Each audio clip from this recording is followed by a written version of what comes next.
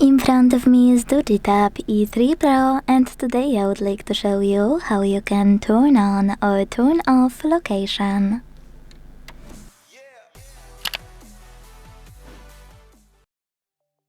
First of all, go into Tab menu by swiping down from the top right corner of your screen.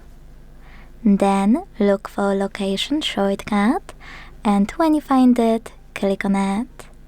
As you can see, mine is here, so when I click, it's turned black. That means that location is disabled, but you can always enable it by tapping on the same shortcut again. If you have a bit more time though, you can also go into Settings, scroll to click on Location section available here, and use this switcher next to Use Location to manage it. Thanks so much for watching. If you enjoyed this video, leave a like, comment, and subscribe. Bye!